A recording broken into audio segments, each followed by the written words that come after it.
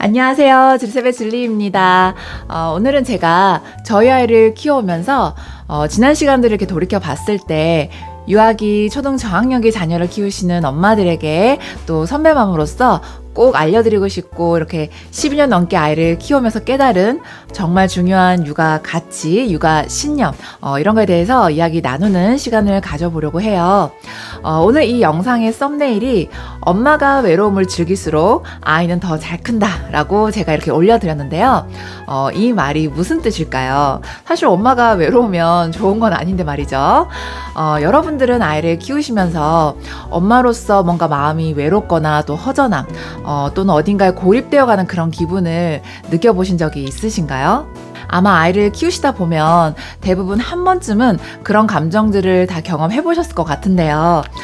저는 그런 기분을 특히 저희 아이가 돌이 되기 이전에 좀 느꼈던 것 같은데, 그럼에도 불구하고 아이와 단 둘이서 어디 뭐 구경 가고 쇼핑 가고 카페 가는 것을 아이가 아주 어렸을 때부터 그냥 좀 당연하고 자연스럽게 해오고 있는데, 그게 이렇게 시간을 돌이켜 생각해 볼 때, 생각해 볼수록 아이를 키우는데 정말 많은 도움이 됐고, 또 엄마로서 제가 한 것 중에 정말 잘했다고 생각이 드는 것 중에 하나이기도 하고요. 또 특히 이게 체교과를 성공적으로 하는 데 있어서 큰 역할을 해줬다고 확신이 들더라고요. 사실 저도 기본적으로 성향이 사람들과 어울리고 만나서 이야기하고 이런 것들을 참 좋아하는데, 아이가 태어나고 나서 아이랑 단 둘이서만 이 모든 것을 하는 것이 뭔가 어느 순간부터는 좀 답답하고 또 사회와 단절되어가는 그런 기분이 오더라고요. 그때가 저희 아이 돌이 좀 되기 직전 그 무렵이었었는데, 그래서 제가 저희 아이 한 10개월쯤 됐을 때 처음으로 문화센터를 제가 데리고 다니기 시작했었어요.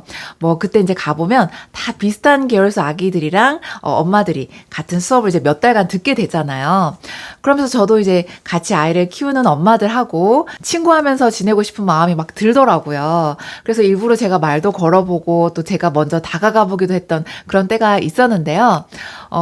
근데 이미 이제 둘씩 또 세 사람씩 서로 아는 사람들끼리 오신 분들은 제가 이렇게 좀 쭈뼛쭈뼛 다가가서 이제 좀 말을 걸어보고 친해져 보려고 노력을 해도 쉽사리 곁을 좀 잘 내주지 않는 그런 느낌도 있었고, 좀 그런 식으로 이제 몇 번의 시도를 해봤었는데 뭔가 생각처럼 이렇게 잘 어울려지지는 않더라고요. 지금 그때를 떠올려 보니까 제 자신이 참 뭔가 어리고 순진했던 그런 느낌 같은데, 아무튼 그 당시에 거의 뭐 혼자 독박 육아를 하다시피 하고 있던 상황에서 육아하는 친구를 만드는 것조차 제 맘대로 안 되다 보니까 아이 키우는 것이 정말 정신적으로 좀 외롭고 고립되어 가는 느낌이 막 들고 있었어요. 그러던 중에 육아서 중에서 제가 몇 번 소개를 해드리고 정말 극찬했던, 저는 정말 너무 많은 도움을 받았던 지랄발랄 하음맘의 불량육아, 좀 책 제목이 갑자기 이 책을 제가 이제 그때 저희 아이 돌무렵에 읽었었는데,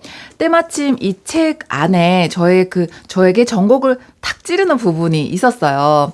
이 책을 읽어보신 분들은 아마 아실 수도 있는데, 이 책 작가인 하은맘이 아이가 한글을 막 깨치려던 그 무렵에 아마 30개월 이전이라고 했던 것 같은데, 그 시기쯤부터 해서 아이 유아기 내내 아이랑 단둘이 밖에 다니면서 뭐 길거리의 상점들 간판 글씨 하나하나 같이 읽어주러 다니고, 또 뭐 박물관이든 전시회든 공원이든 어디든 아이랑 집에만 있기 답답할 때 뭐 아이 먹을 거 또 아이 읽을 책 챙겨서 단둘이 그렇게 막 다니면서 오로지 내 아이와 대화하고 아이를 관찰할 수 있는 시간을 보냈던 것이 얼마나 소중했는지, 작가인 본인도 그 당시는 아이랑 둘이 다니면서 힘들고 지치기도 했는데 아이가 자라고 보니까 아이 유아기 때 그렇게 단둘이 다니는 그 시간과 경험이 너무 소중했고, 아이가 잘 자랄 수 있었던 큰 이유 중에 하나였다고 이 책에서 소개하는 내용이 있었는데요. 제가 그 당시에 그 부분을 딱 읽는 순간 혼자 독박 육아한다고 괜시니 외롭고 막 고립되어 가는 것 같고, 또 육아 동지 친구를 찾으려고 제가 애를 썼던 그 모습이 좀 한심하게 느껴지더라고요. 뭔가 그 충격 테라피 같은 것을 받는 그런 느낌이라고 할까요? 그래서 이제 그 부분에 대해서 제가 많은 이제 깨달음과 느낌을 갖고서 그 후로는 제가 이제 딱 마음을 먹고 아이와 단 둘이 뭐 어디 놀러 다니고 구경 다니는 그런 것에 이제 재미를 막 붙이면서 아이 돌무렵부터 해서 둘이서 여기저기를 정말 많이 다녔었는데요. 뭐 당장은 그 당시 제가 살았던 그 집에서 가까웠던 63빌딩 수족관부터 해서 뭐 계절마다 동네 근처에 그 테마 축제들도 참 많았던 것 같고, 뭐 그런 것도 다 가고, 뭐 전시회, 박물관, 그리고 요즘은 백화점에만 가봐도 수시로 어린아이들이 즐길 수 있는 뭐 이벤트나 문화 행사들을 참 많이 하니까 굳이 멀리 나가지 않아도 아이와 단둘이 엄마가 갈 수 있는 곳들은 참 많잖아요. 그래서 그런 모든 것들을 정말 오로지 아이와 단 둘이서 이제 즐겁게 다니기 시작했고, 또 그렇게 해볼수록 정말 이 엄마로서의 뿌듯함이 자꾸 쌓이더라고요. 스스로 제가 이제 생각했을 때, 난 정말 좋은 엄마야. 잘하고 있어. 이런 칭찬을 해주면서 스스로 나 자신을 또 좋게 보고 긍정적으로 보는 것이 정신 건강에도 정말 중요하거든요. 그래서 그런, 스스로의 이런 칭찬도 제가 스스로 즐겼던 거죠. 그렇게 아이와 단둘이 다니면 우선 좋은 점이 내 아이의 컨디션에 오로지 모든 일정을 맞출 수 있다는 건데요. 뭐 예를 들면 친구 누구네랑 같이 가기로 했는데 당일날 내 아이가 갑자기 아파서 못 가게 되면 괜시리 미안해지고 또 취소해야 되고, 아이 아픈 거 케어하기도 정말 마음적으로 힘든데 주위에 다른 것들까지 이렇게 신경을 쓸 것들이 생기면서 괜시리 더 피곤해지기도 하잖아요. 그런데 이제 아이랑 단둘이 가는 것이 계획이라면 오늘 당장 아이가 아프더라도 남들 눈치 안 보고 마음 편하게 미룰 수도 있고, 또 막상 외출에 성공했다 하더라도 이 아이들이 어릴수록 뭐 낮잠이 올 때라든지 아이들이 뭔가에 불편하면 이렇게 막 칭얼대기가 쉬운데, 그런 상황에서도 오로지 내 아이의 상태에 맞춰서 엄마가 조절을 할 수 있기 때문에 뭐 예를 들면 바로 집에 들어올 수도 있고요. 그런데 제가 이제 저희 아이 어릴 때 이렇게 둘이서 밖에 다니다 보면 저도 아무래도 그 또래 아이를 키우는 엄마들이 가장 눈에 먼저 들어오잖아요. 그래서 이제 이렇게 딱 보면 저처럼 아이와 단둘이 다니는 경우보다는 대부분 엄마 둘씩 뭐 셋씩 이렇게 짝을 지어서 아이들과 여러 명 같이 이렇게 다니는 경우가 참 많이 보이더라고요. 그런데 아이가 어릴수록 여러 아이들이 다 같이 컨디션이 쭉 동시에 좋기가 쉽지 않거든요. 뭐 예를 들어서 이제 내 아이가 좀 기분이 좋은 상태다 싶으면 또 친구네 아이가 낮잠이 와서 뭐 찡얼댄다거나 아니면 어딘가 불편해서 떼를 쓴다거나, 또 그러다 보면 아이 하나 달래서 뭐 좀 시작해 보려고 하면 또 다른 아이가 문제가 생긴다든지, 그렇게 다 같이 좋은 상태일 때를 기다리다 보면 결국 이제 기다리다 지치기도 하고, 그럼 결국 좋은 구경을 하러 이제 모였다가도 본래의 목적 달성보다는 그냥 하루 모여서 얼굴 보고 놀았다, 이제 여기에 의미를 두고 그냥 그날 엄마의 허한 마음을 채우는 것에 좀 만족하는 그런 걸로 이제 끝나는 경우도 정말 많거든요. 그리고 아이와 단둘이 다니면서 정말 좋았던 것 중에 또 다른 하나는, 아이랑 외출할 때 어디를 가든지 항상 이 에코백에 아이 책을 여러 권 제가 두둑히 이렇게 챙겨 다녔었는데요. 집에서 읽어주면 되지, 뭘 또 나갈 때마다 유난스럽게 책을 들고 다니냐, 뭐 이런 시선도 있었지만, 저는 엄마의 그런 습관과 행동이 책 육아를 성공적으로 길게 해나가는데 정말 중요한 역할을 했다고 확신을 해요. 아이가 어릴수록 같이 외출을 하다 보면 예상하지 못한 그런 변수들이 생기기 마련인데요.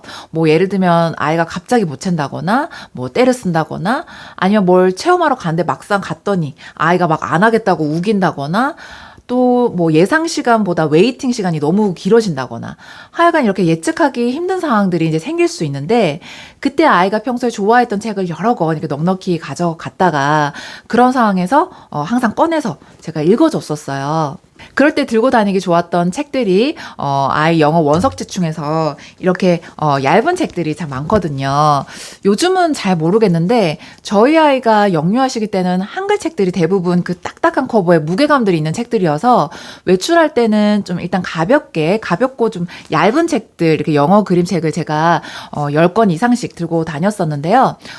그렇게 아이 책을 여러 번 들고 나가서 아이와 식당에서 밥을 먹으면서도 읽어주고, 또 뭔가 기다려야 할 때 아이가 심심해하고 지루하면 읽어주고, 또 어린아이일수록 괜히 이유도 모르게 또 찡얼댈 때들이 항상 있잖아요. 그럼 그럴 때 꼭 꺼내서 읽어주고, 이런 식으로 아이 입장에서 볼 때 엄마와 어디를 다니다가 또 자기가 좀 지루해하고 짜증이 날 때마다 엄마가 맛있는 간식 사주면서 책을 읽어주니까 뭐 책이 좋을 수밖에 없겠죠. 책에 대한 기억도 좋고요. 그리고 이제 그런 틈새 시간을 이용해서 늘 아이에게 책을 읽어주다 보니까 하루에 책을 읽는 그 독서량도 자연스럽게 많아질 수밖에 없었던 것 같아요.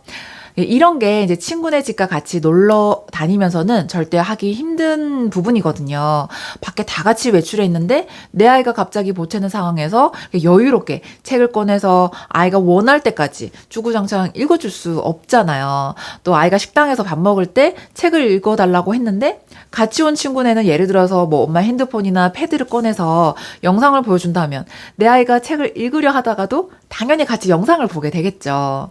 그래서 현실적으로는 막상 생각해보면 친구네랑 이렇게 여럿이 어디 같이 다니는 게 내 아이가 어릴수록 결국 내 아이에게 좋은 시간이 되기보다는 그냥 육아하면서 지치고 허한 그 엄마 마음을 채우고 싶은 마음일 뿐 그냥 좀 허무함으로 끝나는 경우가 참 많은 것 같아요. 그래서 오늘 제가 지금 유아기에서 초등 저학년기 자녀를 키우시는 엄마들에게 진심으로 드리고 싶은 이야기는 아이를 키우시면서 아이랑 어디 가고 싶은 곳이 있으시면 망설이지 마시고 마음껏 즐겁게 다니시고요. 또 지나고 보면 그때만큼 시간적으로 여유로울 때가 없거든요. 그래서 그 시간적 여유를 즐기시고 누구랑 같이 갈까를 고민하고 재는 시간에 그냥 아이와 단둘이 지금 당장이라도 밖에 나가시면서 아이 책 반드시 챙겨 나가시고요.